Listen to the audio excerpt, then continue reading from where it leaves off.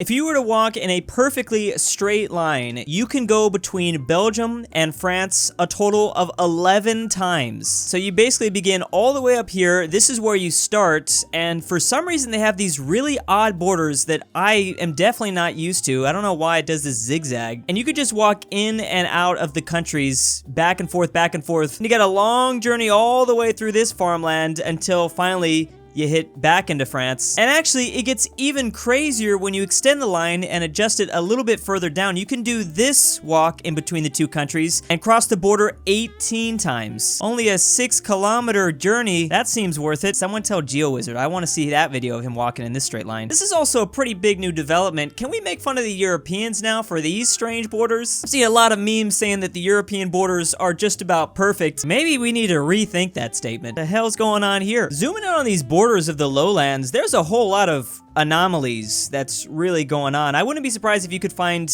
a straight line that can cross over maybe 20 times, maybe 30 times. Look at this. What is up with all these squigglies? I'm pretty sure that has something to do with some sort of water or river. That's exactly what it has to do with. But now I'm just imagining if someone were to actually do this, how many pissed off farmers there'd be. There'd be a whole lot of angry French noises coming from both sides. Here are all the current airline flights that are leading out of Germany. This is every single one, and it kind of looks like a giant spider on a world map. It kind of also looks like a scary drawing a child would do in a horror movie. Obviously, a lot of the flights are staying within Europe, which explains why, like, a lot of Europe is just black. Crazy to think that there is no connecting flight between Germany and Peru or Germany and Chile. Of course, they would need to keep their old escape route to Argentina, though. I kind of understand why there's no flights to Australia or New Zealand. Wouldn't that be like a 24-hour, 30-hour flight? Well, because there's no connecting flight and you have to do at least one stop, I mean, just a flight from Germany to Dubai is 14 hours, so you can at least double it. But this is actually telling me it'd be 41 hours to get from Berlin to any part of Australia.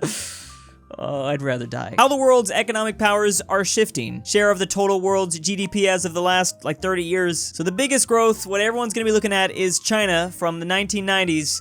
Pretty low on this list. It's basically just the USA and Japan. And look at Germany, right around unification, they was just killing it. Look at Italy drop off here too. What happened to Italy? Anyways, by the year 2000, China was already like in 4th place about. Then they pass up Germany, and then before 2010, they pass up Japan. This graph looks completely different, which I guess shouldn't be surprising. It's been 30 years. I also like how this graph looks like it was kind of drawn by a 3-year-old. South Korea and Australia really competing to be in that top spot. It's been going back and forth, but South Korea might have it. K-pop has cemented their dominance. The other big growth has come out of India. They weren't even in this graph in the 1990s. Then like 1993 came along, and now look, they just passed up the UK. They're probably not far off from passing France and Germany too. Russia has also seriously struggled, it looks like. Here's Amtrak's plan for a future rail network by 2035. They have some of these built already, but they want to build even more. And honestly, I actually really want this. I don't think these are bullet trains though. Like, I want to be able to get to like Vegas in 2 hours. I don't think that's what they're trying to do here. If this were to happen one day, the saying would be all railroads lead to Chicago, because that is pretty much the point where everyone can get to. It's also kind of funny to see like what states kind of get shafted. I understand like nobody lives up here, but this area seems very empty. Then there's also a lot of other states that really only have like one stop in them. It's very easy to get a little too excited for this thing though. Apparently from San Francisco to LA, this route takes about 10 hours. So yeah, there's still a lot of work that needs to be done. I can just see the comments already. Laughs in European. They got the good trains over there. I can't tell if I've seen this one before because there's a similar one with the same region in it, but basically gold medalists for men's water polo since the year 2000 were all born within this small radius. This wouldn't be the area that I'd expect to have dominant water polo. Like, what makes these countries so good? Body type maybe is the thing. I'm assuming everyone's tall, lanky, they got the swimmer bodies. Also kind of funny to see the entire country of Bosnia inside of this circle, but yet they have no winners. Bro, Bosnia is just trying to get more of that seaport. They're still bitter about being completely blocked by Croatia. Do these countries just like love to swim? Is there just like a bunch of YMCA pools that are open to the public, and this is what people do in their free time? This is pretty funny. They're having a blast. Awkward. This is from a German atlas in 1959 that shows Germany's old borders, which were from 20 years earlier. Maybe they were still bitter about everything back then. Because at that point, were they even a quarter of this size? I think they had united a Western Germany. There's probably a very interesting reason to this. Maybe some history. Apparently, Western Germany kept claiming these borders up until 1970. They were just really living in the past, weren't they? Every place in the United States with the name Peak, mountain, ridge, plain, or field in it. It's basically all of the United States. But it is actually really cool to visualize the mountain ranges, like Appalachia. You can see where that is just because everyone's calling it mountain. That sounds really dumb when I say it out loud, but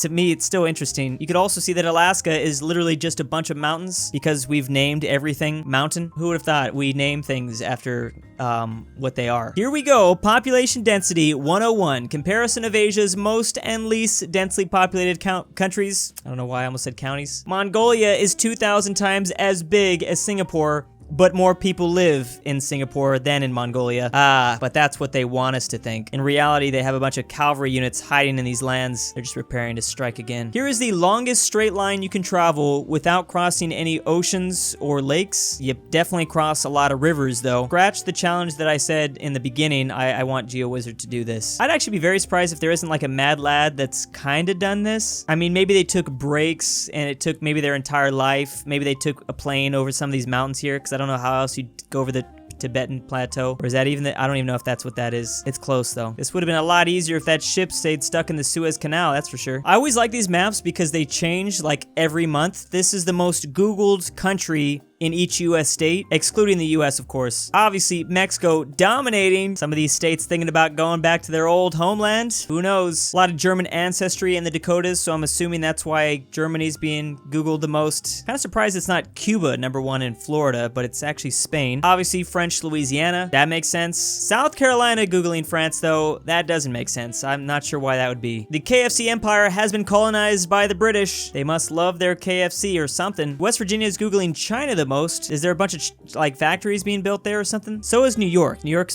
Googling China a lot too. Canada's really got to catch up to Mexico. Like, they're just getting embarrassed out here in the States. The 1848 French presidential election, and it was just an absolute landslide, dominating. Look at that. Louis Napoleon Bonaparte. Of course they were going to vote for him. Even Algeria and Corsica voted for him. This makes me curious. Like, if my name was Napoleon and I ran for like Prime Minister of France or President, whatever. Would I win if I just had the name Napoleon? Do you think to this day? I mean, probably not. They had good memory. It was only a couple decades after Napoleon, but I really wonder. I'm gonna move to France, have a son named Napoleon, and then just gear him up his whole life, training him for this moment. Nice thing is I'm short, so he'd probably be short too. If all compromised Facebook accounts were a country, so we have China's population and India's population, then the 500 million people that got hacked or leaked information from Facebook, this country would be obviously way higher than the USA, even higher than the entire European Union put together, higher than the Middle East plus North Africa. This is a crazy empire they got going on here. I think these people should get together and start a revolution, start colonizing again. I don't know, find a nice spot on the map, everyone just move there, start an email list. I don't know, figure it out. Actually don't, because your information got hacked.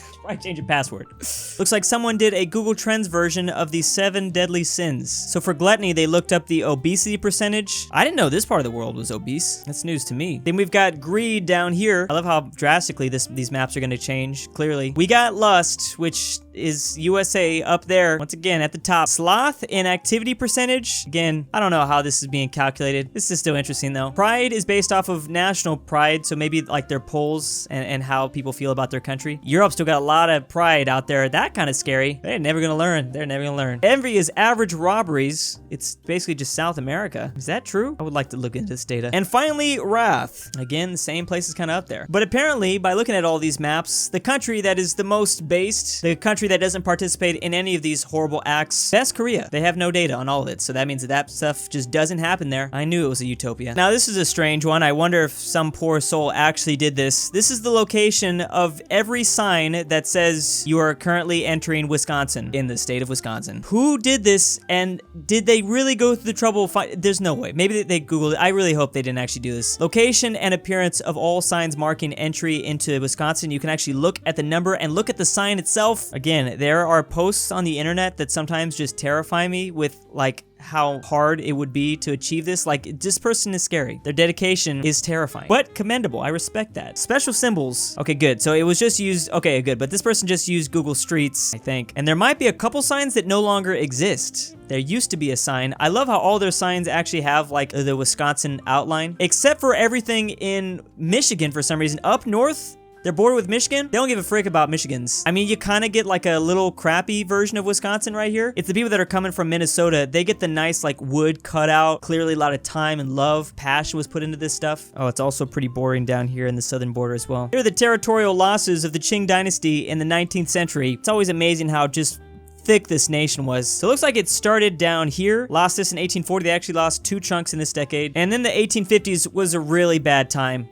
They were losing like all their northern stuff. Russia was just chewing away at them. Then they lost Taiwan in 1895 to the Japanese Empire, and they lost this too. And honestly, it wasn't going to get any better the next century. Oh, there's Hong Kong. I almost missed that. Oh, so the red is what the British took, I see. Someone made a map of the actual streets in Monopoly in the city Atlantic City. I didn't even know that Monopoly was based off real streets, off of a real city too. Is this surprising to anybody else? Totally thought that shit was made up. I mean, who names their street Boardwalk? And how's that the most valuable? This really reveals a lot about the game creators' feelings towards this part of the neighborhood, doesn't it? I really hope that's not like a really bad part of the neighborhood and this food was just like thrown under the bus. Yeah, we're gonna make this the cheap part of the board. It wasn't the lowest though. I mean, Mediterranean and the Baltic, that runs through all of these guys. I'm a little scared to look into it. Like, who made Monopoly? Also, it kind of looks like they had to squeeze in yellow streets for some reason. We have Atlantic Avenue, and then just this different part of the map. This, and then, what is this? Just a random park street? What was this dude thinking? This is why I don't even play Monopoly anymore. I'm Settlers Catan only at this point. Here are all the trade routes from Rome to India to China around the year 100 AD. You can see the old Roman borders over here, and they would pass through either old Persian territory. I didn't realize that they would take boats down. That's probably pretty smart. Cross over through Egypt, and then from there, go out the Red Sea. You can make it to India a lot easier that way. Sometimes they take those boats all the way to China, but it was rare and they wouldn't go all the way. It was going pretty deep into India too. Look at that. I didn't realize how intricate these trade routes were. Very sophisticated. And big thanks to the patrons Zeffi, Stormtrooper 501, Patrick C, Poppy Drew Woo, Manny 74, Mac, M203 BrushEm, LuxembourgLover, I'm About a Nut, FusionWolf, Full Send Nick, EpiNick, Elijah Senpai, Dalton D, AryanAfterHours, Anikyte, Aaron F, and Aaron F2. If you'd like to become a patron,